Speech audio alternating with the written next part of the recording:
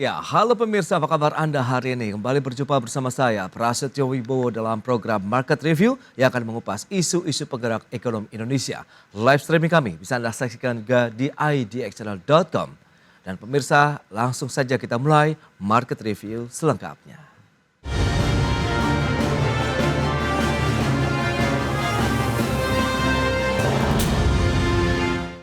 Ya, pemirsa, Bursa Efek Indonesia terus menggenjot program literasi terkait dengan investasi dan pendanaan melalui pasar modal Indonesia ke berbagai kalangan masyarakat demi pertumbuhan perekonomian Indonesia. Bursa Efek Indonesia melakukan kegiatan TV Talk Show dengan tema kisah sukses IPO sebagai alternatif pendanaan perusahaan bekerja sama dengan otoritas jasa keuangan. Bursa Efek Indonesia memiliki fungsi untuk melakukan program literasi terkait investasi dan pendanaan melalui pasar modal Indonesia ke berbagai kalangan masyarakat demi pertumbuhan perekonomian Indonesia. Peningkatan jumlah kegiatan literasi, inklusi, serta aktivitas pasar modal terus digiatkan guna mewujudkan hal tersebut. Salah satu media yang memiliki exposure tinggi untuk meningkatkan awareness mengenai pendanaan melalui pasar modal adalah televisi. Berdasarkan data dari Nielsen, pada tahun 2023, jumlah penonton televisi di Indonesia mencapai 130 juta orang. Hal ini menjadikan televisi sebagai media yang cukup efektif untuk menayangkan program literasi yang salah satunya berbentuk talk show. Untuk itu, Bursa Efek Indonesia melakukan kegiatan TV Talk Show dengan tema kisah sukses IPO sebagai alternatif pendanaan perusahaan, bekerja sama dengan otoritas jasa keuangan, lembaga profesi penunjang pasar modal, dan berbagai stakeholder di bidang pasar modal. Kegiatan ini akan dilakukan secara berkala sepanjang tahun 2024. Kegiatan tersebut bertujuan meningkatkan kesadaran para pelaku bisnis mengenai adanya alternatif pendanaan menggunakan metode go public atau initial public offering melalui pasar modal Indonesia. Bursa Efek Indonesia juga berharap IPO dapat mendukung kinerja perusahaan yang pada akhirnya dapat berperan dalam penguatan ekonomi Indonesia. Tim Liputan IDX Channel. Ya, pemirsa, untuk membahas tema menarik kita hari ini, kisah sukses IPO sebagai alternatif pendanaan perusahaan. Kita sudah tersambung melalui Zoom bersama dengan Bapak Richie Adrian Hartanto. Beliau adalah Direktur Utama PT Harta Jaya Karya Tbk dengan kode sahamnya MEJA. Ya, halo, selamat pagi, Pak Richie. Selamat pagi, Pak. Ya, salam sehat, Pak. Salam sehat, Pak. Baik, terima kasih juga atas waktu yang disempatkan ini Pak Richie. Kita tahu PT Harta Jaya Karya Tbk melantai di Bursa Efek Indonesia pada tanggal 12 Februari 2024. Nah, mungkin bisa disampaikan juga kepada pemirsa apa yang melatar belakangi kemudian tujuan perusahaan akhirnya memutuskan ini IPO dan menjadi anggota Bursa Efek Indonesia. Oke, banyak sebenarnya yang melandasi latar belakang kita untuk ingin menjadi perusahaan TBK ya. Karena kita pengen merasakan maksudnya bisa ekspansi lebih luas lagi, dan yang kedua kita pengen punya kredibilitas di industri interior ini gitu. Karena di industri interior ini untuk perusahaan TBK yang menjadi TBK itu masih sangat sedikit. Jadi kita pengen sangat untuk bisa menjadi perusahaan TBK supaya bisa mendapatkan proyek-proyek yang besar lah gitu. Kurang lebih sebenarnya tujuan proposal adalah untuk ekspansi dan untuk menaikkan kredibilitas kita juga sih di market gitu.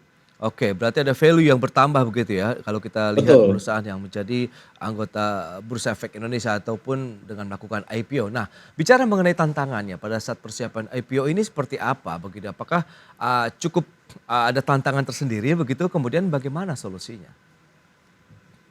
Untuk tantangannya adalah kita dari perusahaan tertutup menjadi perusahaan TBK itu kesulitannya pasti pertama dari administrasi ya. Oke. Jadi kita mesti menyiapkan tim administrasi, tim finance yang lebih mumpuni lagi supaya secara pembukuan, secara administrasi semua tercatat dengan baik. Karena kita perusahaan HDK sebenarnya tidak terlalu sulit untuk mengupgrade itu karena kita udah jalan sekitar 11 tahun di saat momen kita menentukan pengen jadi IPO. Jadi ketika kita sedang mentransformasi menjadi perusahaan yang lebih taat admin dan taat finance itu jadi jauh lebih mudah sih. Itu doang sih kemarin kendalanya ya. Baik, jadi memang sudah diterapkan GCG-nya lah ya kalau kita bicara mengenai good corporate governance dari perusahaan. Jadi pada saat implementasi menjadi persyaratan begitu untuk IPO ini tinggal switch saja begitu ya? Pak Rizky. tinggal ditambahkan saja lah gitu ya pakem-pakemnya gitu sih. Baik, baik. Nah, manfaat yang dirasakan sendiri oleh perseroan begitu setelah IPO kemudian menjadi perusahaan tercatat. Eh, Setelah IPO tentu saja banyak banget hal positif ya. Kita begitu melantai 1 bulan kemudian kita sudah diajak ngobrol oleh pihak-pihak asing, maksudnya dari perusahaan-perusahaan asing yang di dunia interior juga yang pengen ngajak kolaborasi gitu ya. Jadi Oke. ini sebenarnya nilai plus, ada 2 perusahaan asing, satu dari US, satu dari China, kita sedang menjajaki kolaborasi apa yang tepat untuk bermain di dunia interior gitu. Tapi kita lagi mengarahnya ke barang-barang supply untuk barang interior sih, itu lebih ke arah situ. Jadi Oke. benefitnya adalah sebenarnya networking yang makin luas dan mudah dipercaya, maksudnya bisa dipercaya dengan cepat oleh pihak luar gitu sih ya. Itu yang aku dapetin dari IPO kemarin. Baik, nah kalau kita bicara mengenai mekanisme kerjasama biasanya ditawarkan begitu apakah joint venture kah atau seperti apa? Mengingat ini kan berarti perusahaan sudah dikenal bahkan tidak hanya di dalam negeri bahkan sampai ke mancanegara nih Pak Rizky. Ya, cara joint venture itu lumayan bukan hal yang mudah karena kalau venture sama kita juga banyak persyaratan-persyaratannya. Kita mungkin untuk sekarang kerjasama adalah berupa kepastian supply dan kepastian harga aja dari sana. Nanti itu sudah jalan 1-2 tahun di sini, kita baru merumuskan untuk menjadi joint venture di sini sih. Kurang lebih kayak gitu sih. Jadi kita kayak dapat opportunity distributor tanpa harus mengeluarkan capital yang besar untuk sebagai pemain distributornya gitulah ya. Tapi kita dipercaya dulu dengan promising market yang kita pegang. Itu aja sih. Oke. Nah, bicara mengenai dana IPO kan berarti ada dana segar yang diperoleh begitu ya dari pasar modal begitu oleh perseroan. Ini seperti apa realisasi penggunaan dananya? Tapi tahan dulu jawabannya. Pak Rizky, kita akan jeda dulu sebentar. Dan pemirsa, kami akan segera kembali usai pariwara berikut ini.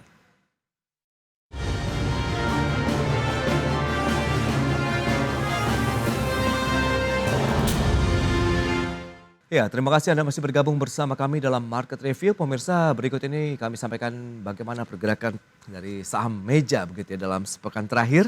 Data selengkapnya bisa Anda saksikan di layar televisi Anda dari 19 Juni sampai dengan 25 Juni 2024. Sempat di 135, kemudian pergerakannya dalam sepekan terus mengalami kenaikan dan tercatat di Rp167 pada 25 Juni 2024 kemarin.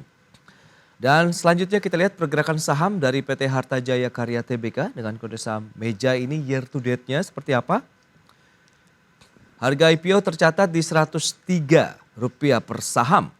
Kemudian pergerakannya kita lihat fluktuasinya cenderung mengalami tren kenaikan. Sempat menyentuh level tertinggi 190 pada tanggal 20 Maret 2024. Kemudian turun dan sempat naik lagi begitu ya. Kita lihat sampai dengan Rp167 per saham untuk pergerakan Meja secara year to date. Baik, kita akan lanjutkan kembali perbincangan bersama dengan Bapak Rizky Adrian Hartanto, Direktur Utama Meja. Baik, halo. Kita akan lanjutkan kembali Pak Rizky. Masih di mute sepertinya Pak? Sudah, halo? Oke. Nah Pak, tadi sempat tertunda kalau kita bicara mengenai dana segar yang sudah diraih perseroan begitu dari IPO. Nah ini bagaimana realisasinya hingga saat ini? Realisasinya kita masih fokus kepada modal kerja untuk pekerjaan fit out atau pekerjaan renovasi. Jadi dengan adanya dana segar ini semoga kita bisa mendapatkan margin yang maksimal ya karena menggunakan dana pribadi sih. Kurang lebih sekarang masih penggunaannya untuk itu. Baik, nah kalau kita bicara mengenai rencana ekspansi bisnis begitu ke depan dengan tadi untuk modal, kemudian apakah pengembangan bisnis akan lebih fokus ke mungkin sektor mana begitu akan menjadi core ke depan dari perseroan? Kita tetap masih sektor interior, jadi kita atau infrastruktur dalam arsitektural. Jadi kita mungkin akan mensuplai material-material yang atau barang-barang yang memang paling sering digunakan dan paling banyak digunakan di industri ini sih. Itu aja. Mungkin kita baru akan masuk ke 2-3 jenis barang lah. 2-3 jenis material yang akan kita expand dan kita akan membuat produknya gitu ya. Lebih kayak gitu sih. Baik, untuk kebutuhan bahan baku untuk proses produksi semuanya berasal dari dalam negeri atau masih ada yang dari importasi ke luar negeri? Ini adalah campuran dari luar negeri yang kita combine sama dalam negeri. Jadi kita mengkombinasikanlah materialnya gitu. Jadi masih ada bukan full luar negeri, tapi kita udah mengambil sedikit TKDN dalam negerinya sih. Gitu. Baik, nah bagaimana dengan persaingan bisnis? Mengingat kan perusahaan-perusahaan sejenis juga tidak sendirian begitu. Anda melihatnya bagaimana? Kalau perusahaan sejenis kita tentu yang paling besar yang udah TBK juga itu Vivere ya. Hmm, Mereka tetap menjadi benchmark kita. Mereka oke. masih benar-benar nomor satu di industri ini. Kita sedang mengejar untuk bisa bermain dalam kapasitas tender-tender yang mereka main di strategi kita. Tapi Hmm, kayak sekarang kita sedang udah deal dengan beberapa hotel besar di Indonesia untuk kerjaan fit out renovasinya. oke. Mungkin tahun ini kita akan merealisasikan project untuk hotel tuh renovasi sekitar 200-an kamar Oh, 200-an gitu. kamar Jadi begitu. ya Berarti jadi ya, kita ya. sudah mulai bermain ke Hmm. arah mereka lah. Rata-rata konsumen begitu dari perseroan sendiri lebih kepada hotel atau seperti apa nih kalau misalnya Anda melihat dan bisa sampaikan juga? Tahun ini kita eh, banyak tender ke arah universitas, Hmm, habis itu juga tender ke arah hotel. oke. Untuk banking hall kita masih sedikit, Mhm, tapi untuk tahun ini kita banyakkan industrinya itu industri pendidikan, mhm. yaitu yang kedua adalah industri perhotelan. Ini yang lagi banyak kita dapatkan peluang dan kita lagi banyak menang di situ. Kalau office kita juga kemarin baru saja udah mobil dengan salah satu perusahaan oil and gas yang TBK juga. Tapi kita belum bisa sebut karena belum sign kontrak gitu ya. Dan saya belum boleh nanya juga, maksudnya Hmm. apakah boleh kita declare atau enggak gitu. Baik, baik. Nah, bicara mengenai tips begitu, ini kan menarik kalau kita lihat IPO ternyata bisa meningkatkan value dari perseroan, bahkan tadi networking yang semakin luas begitu dari perseroan yang bahkan sampai dikenal begitu, diajak kerjasama begitu oleh perusahaan-perusahaan internasional. Nah, apa yang bisa Anda bagikan kepada perusahaan-perusahaan mungkin yang saat ini sedang merencanakan IPO nih, sehingga IPO-nya juga bisa berjalan lancar dan sukses seperti Meja. Oke, pesan saya sebenarnya kalau kita semua sudah memiliki administrasi dan pencatatan finance yang cukup baik Mhm, untuk menjadi IPO itu tidak terlalu susah ya. Justru yang susah adalah pasca IPO ketika kita sudah memiliki tanggung jawab, mhm, mempunyai dana yang dititipkan kita untuk memajukan perusahaan itu jauh lebih berat dan kita harus benar-benar cermat dalam semua keputusan karena banyak sekali godaan tantangan bahwa kita jadi pengen berusaha fokus ke titik-titik lain, tapi kita mhm. mesti balik ingat lagi kita mesti fokus ke core bisnis kita di mana yang kita paling kuasai.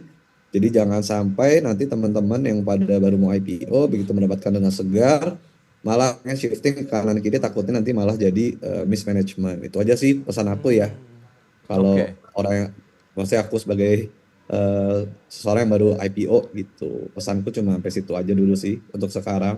Baik, baik Pak Ricci, dan ini menarik kalau kita lihat juga ini kan tadi dari sisi administrasinya lebih tertata, kemudian laporannya juga dari sisi keuangan juga lebih tertata dan kita tahu PT Harta Jaya Karya Tbk atau Meja ini menargetkan pendapatan 63 miliar rupiah begitu ya di tahun 2024 ini. Nah, strateginya seperti apa untuk bisa mengejar target itu dan seberapa optimis juga dari perseroan.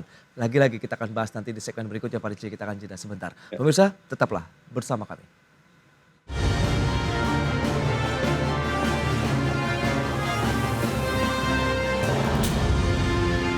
Baik pemirsa, kita lanjutkan kembali perbincangan menarik ini bersama dengan Bapak Ricci Adrian Hartanto, Direktur Utama Meja atau PT Harta Jaya Karya Tbk.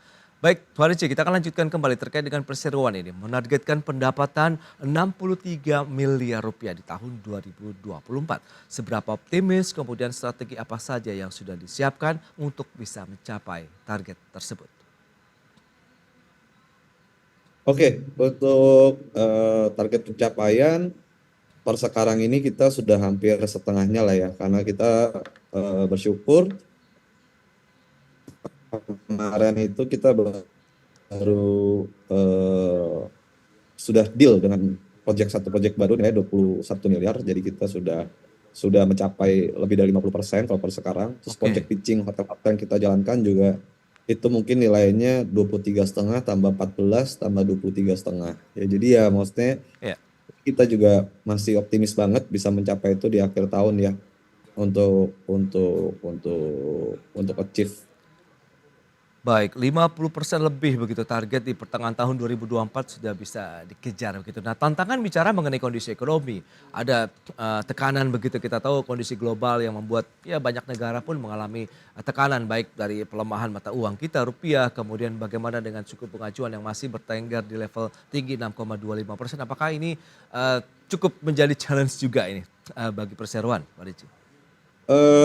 Menjadi challenge adalah kita harus memiliki strategi baru ya bahwa untuk project-project yang sifatnya memang tidak terlalu besar, kita Oke. harus mulai shifting ke bohir-bohir atau klien-klien yang memang memiliki rencana anggaran yang sudah jelas setiap tahunnya gitu ya. Jadi kita makanya masuk ke universitas-universitas, masuk ke industri pendidikan, masuk juga ke hotelan karena itu pasti mereka semua memiliki budget yang jelas dan proyeknya pasti langsung angkanya cukup besar-besar Ya. dan seandainya tidak besar pun akan menjadi sebuah pekerjaan yang continue atau Hmm. recurring gitu. Jadi pasti tiap berapa bulan ada pekerjaannya lagi, Ya. tiap ini ada pekerjaannya lagi. Itu sih strategi itu yang mau kita jalankan, sudah kita jalankan juga gitu. Baik, dari sisi kemampuan SDM, kemudian penggunaan teknologi begitu, ingat sekarang kan sudah cukup canggih kalau kita bicara mengenai interior begitu yang sekarang banyak dikerjakan di Indonesia, Pak Ricci. Kalau SDM kita masih sama aja ya. Kalau teknologi kita sedang mengembangkan sebuah sistem di Oke. mana nanti kita akan menggunakan satu sistem ini bisa untuk langsung monitoring yang saya dapatkan secara live gitu ya. Jadi itu Oke. aja sih karena kan kalau dalam project itu kuncinya adalah waktu, budget, dan Mm-mm. uang masuk gitu ya. Jadi itu yang saya butuh monitoringnya benar-benar kalau bisa live itu akan jauh lebih bagus lagi sih supaya Baik. project lancar gitu Oke, sih. jadi monitoringnya juga langsung live dan bisa memantau bagaimana perkembangannya begitu dari satu proyek yang sedang Betul, dikerjakan oleh perseroan. Nah, betul. sejauh ini bagaimana kalau kita bicara mengenai tingkat kepuasan klien mungkin aku juga bisa disampaikan. Ingat ini tadi sudah cukup profesional dari sisi administrasi, kemudian proyek-proyek yang lebih tertata begitu Pak Ricci dengan Ya, ya. eh, tingkat kepuasan tentu saja ya. Hmm. Pasti dalam proyek itu ada yang puas, ada Hmm. yang tidak puas. Tapi saya bersyukur untuk perusahaan-perusahaan besar yang masih mensupport saya Ya. kayak DHL masih jadi klien kami sampai sekarang.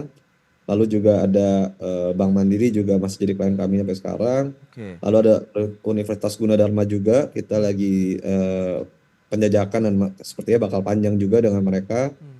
Dan hotel-hotel lah kita juga banyak banget yang ownernya repeat ke kami ya karena ini Hmm. buktinya renovnya sama kita lagi sih kurang lebih kayak gitu sih Pak. Baik, nah kalau kita bicara mengenai segmentasi, ini dari sektor usaha, entah itu subsektor dan lain-lain yang bisa mendongkrak pendapatan perseroan sendiri di bagian yang mana? Apakah tetap core business di interiornya kah atau mana? Yang lainnya begitu? Tetap masih kontraktor interiornya yang paling menghasilkan uang untuk sekarang. Oke. Tapi ya kita sedang mengembangkan untuk pekerjaan khusus custom furniture-nya aja sih yang kita jualkan ke masyarakat umum. Baik. Bicara mengenai range harga, bagaimana melihat persaingan saat ini? Apakah kompetitif seperti apa nih yang ditawarkan begitu bagi klien ataupun konsumen dari meja sendiri? Kalau kompetitif secara harga, Hmm. harga kita masih cukup kompetitif, tapi yang Oke. kita tawarkan adalah value lebih bahwa kita ini full service interior contractor gitu ya. Dalam arti kita bisa merevisi beberapa desain-desainnya, kita bisa membuat planning yang sangat jelas, tidak pernah melebihi budget klien, dan kita Oke. juga bisa on point terhadap timeline pekerjaan gitu ya. Baik, Pak Ricci terakhir bagaimana optimis Anda terkait dengan kinerja perseroan di sepanjang tahun 2024 pasca IPO? Anda melihat seberapa jauh ini ke depan? Kita masih sangat optimis ya karena sampai sekarang kita masih dipercaya Hmm. sampai detik ini juga malah makin banyak project-project upcoming yang sedang kita ikutan tendernya. Oke. Jadi kita sangat optimis dengan kepercayaan teman-teman kemarin dalam mensukseskan HDK menjadi TBK menjadi bernama Kode Meja ini bisa menjadi mendongkrak ekspansi besar kami, revenue kami, dan insya Allah adalah profitabilitas yang makin membaik juga gitu sih. Baik, itu dia luar biasa. Nampaknya memang IPO bisa memberikan manfaat besar juga ini bagi perusahaan begitu ya, dengan dana segera yang diraih, kemudian tadi jaringan yang semakin luas lagi begitu. Baik, Pak Ricci, terima kasih banyak atas waktu sharing yang sudah Anda sampaikan. Maju terus untuk perseroan begitu di tahun 2024. Selamat melanjutkan aktivitas Anda kembali. Salam sehat, Ya, Pak Ricci. salam sehat, Ya. terima kasih semua.